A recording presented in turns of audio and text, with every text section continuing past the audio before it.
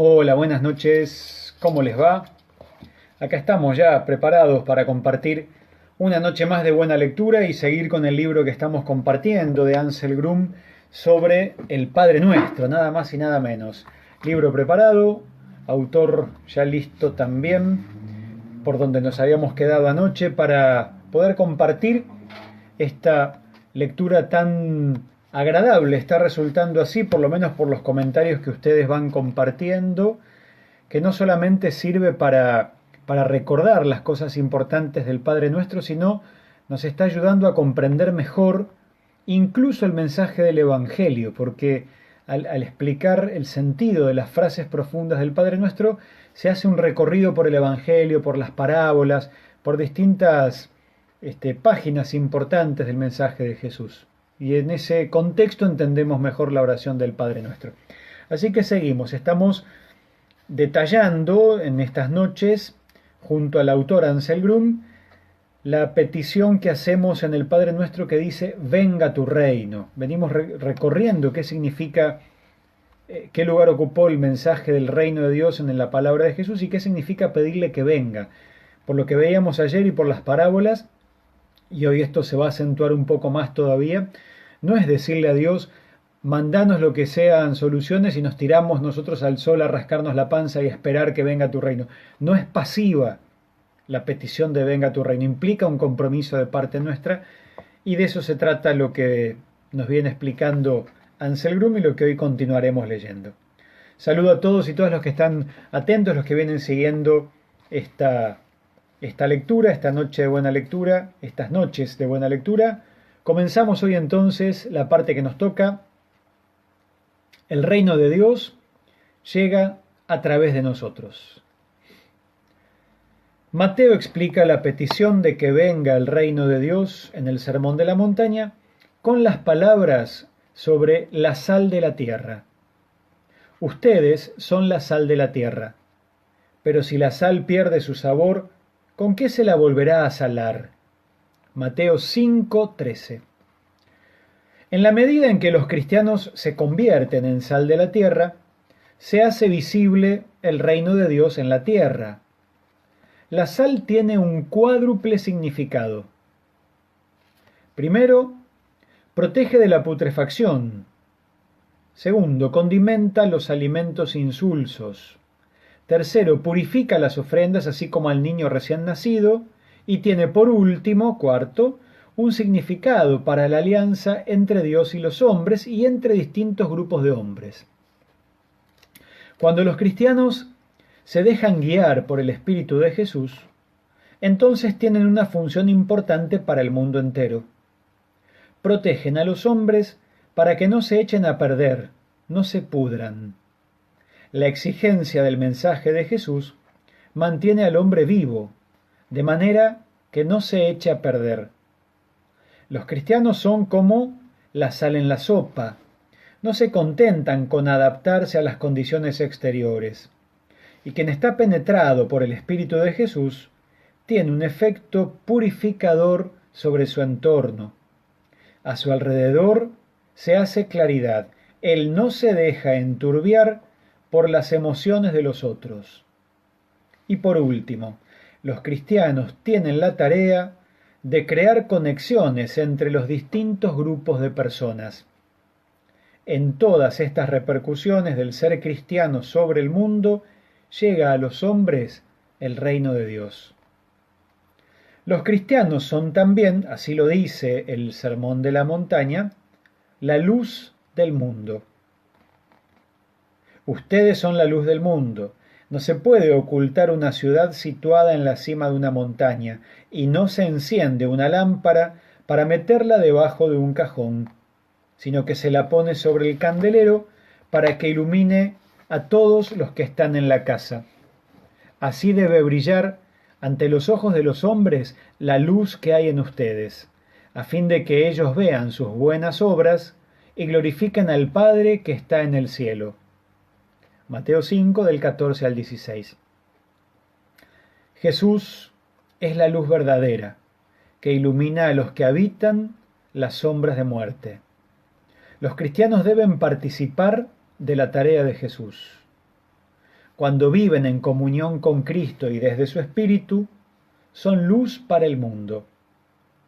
Pero no pueden oscurecer esta luz girando solo en torno a sí mismos y no transmitiendo la luz que han recibido. La luz brilla no solamente en su anuncio, sino sobre todo en las buenas obras que hacen a favor de otras personas. Estas son, sobre todo, las obras de misericordia y el trabajo por la paz. Como Jesús muestra en su último discurso sobre el juicio final, estas obras, dar de comer al hambriento, vestir al desnudo, etc., se dirigen a toda la humanidad. Los cristianos deben ser luz para todos los hombres, demostrando a todos el amor. Deben estar al corriente de que lo que hacen al hermano más pequeño, lo hacen a Cristo mismo. Lo que los cristianos viven, lo que irradian mediante su oración y cómo se comprometen en favor de otros, debe ser visible a los ojos de todos. Los cristianos no deben esconderse. Jesús cree capaces a sus discípulos, que proceden de lugares insignificantes de Galilea, de iluminar el mundo entero con su ser y su obrar. Cuando los hombres vean el nuevo comportamiento de los cristianos, alabarán al Padre del cielo. En la medida en que los cristianos sean luz para el mundo, los ojos de los hombres se abrirán a la luz y a la gloria de Dios, y se unirán con sus voces a nuestra alabanza a Dios, cuyo reino se hace hoy visible entre nosotros. Como cristianos, no somos sal de la tierra y luz del mundo por nosotros mismos.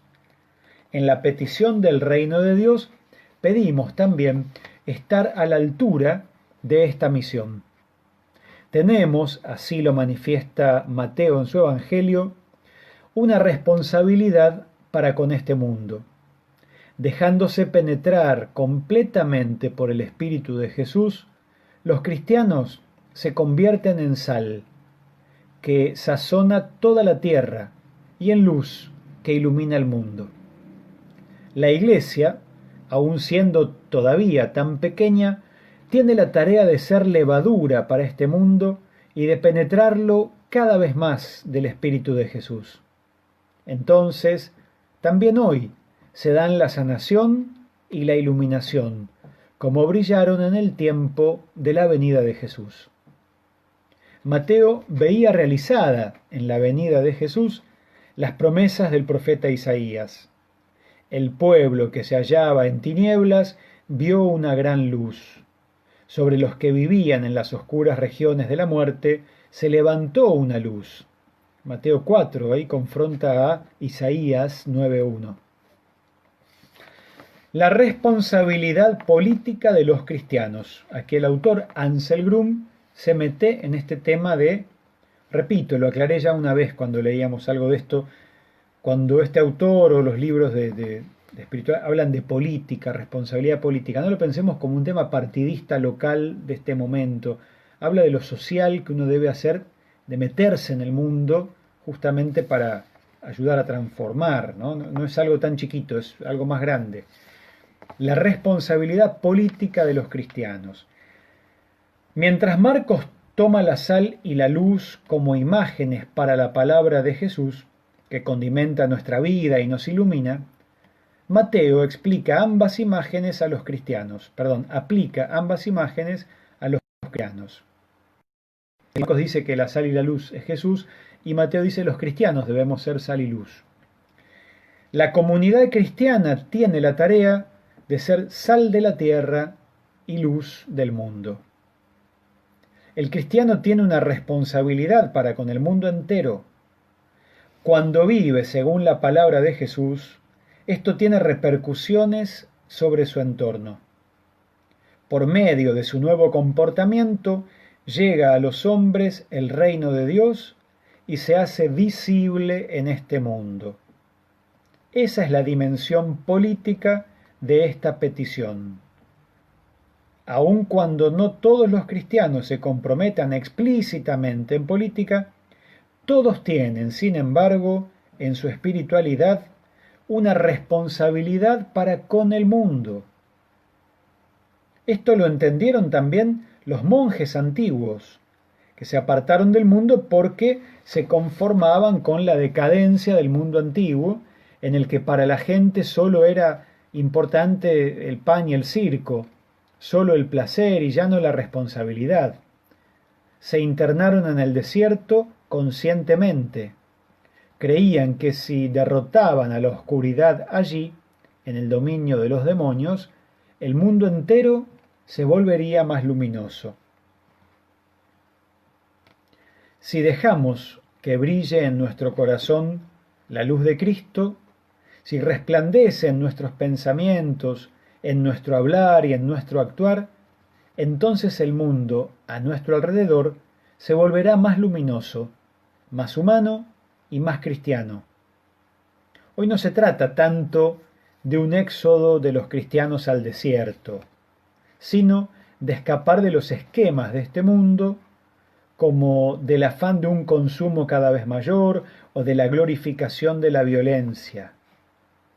La luz de los cristianos debe brillar en este mundo, pero solamente puede brillar si no se deja acaparar y oscurecer por este mundo. También la comunidad cristiana, mediante su modo de relacionarse con los otros, marcado por el perdón y la reconciliación, puede ser una luz para el mundo. Cuando 2 o 3 personas ponen en práctica entre ellos el amor de Dios, entonces sale de ellas algo que transforma el mundo entero.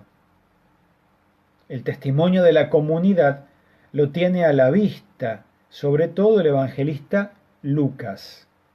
Él describe en los Hechos de los Apóstoles la comunidad cristiana como una comunión de personas que tienen un solo corazón y una sola alma. Libro de los Hechos, capítulo 2, versículos del 44 al 46. Para él, la vida en común de judíos y griegos, hombres y mujeres, pobres y ricos, es un signo de que realmente ha llegado el reino de Dios. En la nueva vida en común de los cristianos se hace visible para el mundo algo del reino de Dios. Pero el reino de Dios no ha venido definitivamente, está también siempre viniendo. Viene cuando a los empobrecidos, explotados y oprimidos se les hace justicia poco a poco. Siempre que se restablecen lazos de fraternidad, de concordia y de participación y de respeto a la dignidad invulnerable del ser humano, entonces eclosiona el reino de Dios. Interesante la expresión, la repito. Siempre que se restablecen lazos de fraternidad, de concordia, de participación y de respeto a la dignidad invulnerable del ser humano, entonces eclosiona el reino de Dios. Esto es de Leonardo Boff. En la petición de que venga el reino de Dios, expresamos nuestra esperanza de que Dios haga un mundo más justo. Pero a la vez esta petición debe despertar nuestra disposición a luchar por un mundo más justo, en el que se haga visible ya hoy el reino de Dios. Lucas describió la unión de la iglesia primitiva como modelo para el mundo entero. Hoy, en la época de la globalización, la tarea de los cristianos de ser luz para el mundo recibe todavía un acento más. No se trata solamente de que la comunidad cristiana acoja y reconcilie entre sí a personas de todas las naciones y culturas y se convierta así en un modelo de comunidad multicultural reconciliada, sino que se trata también de la vida en común de cristianos y no cristianos en el mundo. La Iglesia ha conocido una y otra vez en su historia misionera conversiones obtenidas por la fuerza. Del mismo modo que eso no era correcto en aquellos tiempos, tampoco hoy podemos ni nos está permitido obligar a las personas a ser cristianas. Más bien, debemos respetar a los creyentes de otras religiones en su experiencia. Debemos escuchar en el diálogo con ellos y lo que podemos aprender de ellos. Y debemos al mismo tiempo dar testimonio de la esperanza que a nosotros nos mueve. Las religiones podrían convertirse hoy, juntas, en una levadura de humanización para nuestro mundo. Porque si la globalización se lleva a cabo únicamente con criterios económicos, y si solo se trata del poder de los más fuertes, se convierte en una maldición para nuestro mundo. Sin embargo, si en el diálogo con los otros reconocemos lo que tenemos en común, podemos mantener altos los valores comunes de este mundo. Esto no es ninguna mezcla de las religiones, sino una vida común en lo que nos une. Además, los cristianos debemos escuchar siempre el requerimiento de Jesús y sincerarnos sobre nuestra identidad. Esta identidad se muestra en nuestra fe, pero también, según el Sermón de la Montaña, en nuestro nuevo comportamiento, que refleja el Espíritu de Jesús e ilumina este mundo. Último punto, dimensión mística del reino de Dios. Mística es de misterio, de unión con Dios. Dimensión mística del reino de Dios. Pero la petición de que venga el reino de Dios tiene también, para mí, una dimensión mística. En el Evangelio de Lucas dice Jesús, a propósito del reino de Dios, que está ya entre nosotros. Lucas 17, 21. Martín Lutero tradujo este versículo en su versión de la Biblia de esta forma tan hermosa. Dice, el reino de Dios no viene ostensiblemente y no se podrá decir está aquí o está allí, porque el reino de Dios está entre ustedes. Lucas 17, del 20 al 21. En griego se dice traducido literalmente, el reino de Dios no viene de manera observable. No podemos verlo, es interior, está dentro de nuestra alma. Es el espacio interior de quietud que cada ser humano lleva dentro de sí. Pero a menudo este espacio está bloqueado por el ruido de nuestros pensamientos o por el ruido de este mundo. En la oración debemos llegar a este espacio de silencio, en el que Dios vive y reina en nosotros. Allí donde Dios reina en nosotros, somos libres. Allí no tienen los demás ningún poder sobre nosotros. Sus exigencias, sus expectativas y sus juicios no pueden irrumpir en el espacio de quietud. Nuestras propias desvalorizaciones, nuestras preocupaciones y angustias y nuestros sentimientos de culpa no tienen tampoco ningún acceso ahí. Allí donde Dios reina en nosotros, llegamos a nuestro verdadero ser. Allí entramos en contacto con la imagen auténtica y original que Dios tiene de nosotros. Allí somos uno con Dios, donde Dios, el misterio, vive en nosotros. Podemos estar en casa con nosotros mismos. Y allí donde Dios reina en nosotros, somos verdaderamente libres. Y entramos en contacto con nuestro yo verdadero. Donde Cristo está en nosotros, estamos sanos e íntegros en medio de este mundo insano.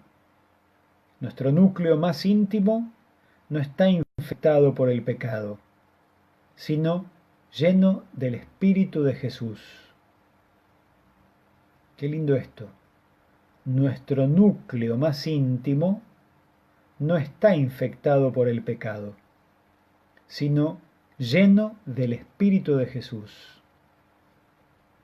Allí también entramos en contacto con nuestro verdadero yo, en griego autos, el santuario interior del alma. Nos movemos auténticos, y donde Dios brilla en nosotros, todo se vuelve puro y claro. Allí se aclara todo, entramos en contacto con el núcleo sincero y auténtico, puro e inmaculado que hay en nosotros. Y allí donde Dios, el misterio, vive en nosotros, experimentamos el hogar. Porque uno puede estar en casa solamente donde habita el misterio. La petición del reino de Dios es, en último término, la petición de la experiencia mística del reino interior, del santuario más íntimo del alma, en el que somos uno con Dios y por medio de Él, libres y sanos, y puros y auténticos. Bien, hasta aquí la lectura de hoy. Qué manera tan bella tiene Ansel Grum de expresar cosas profundas con palabras simples, ¿no? Dos cosas que quiero recalcar de esto que leímos hoy. La primera, el tema de la comunidad, cómo Lucas muestra en Hechos de los Apóstoles que el reino se vive en comunidad y que la comunidad junta tiene un efecto que irradia al mundo, al entorno, ¿no? A veces uno se encuentra tristemente, ¿no? En la iglesia gente muy valiosa, pero que a la hora de poder organizarnos para hacer el bien, para trabajar, fulanito muy valioso, si está sultanito no viene.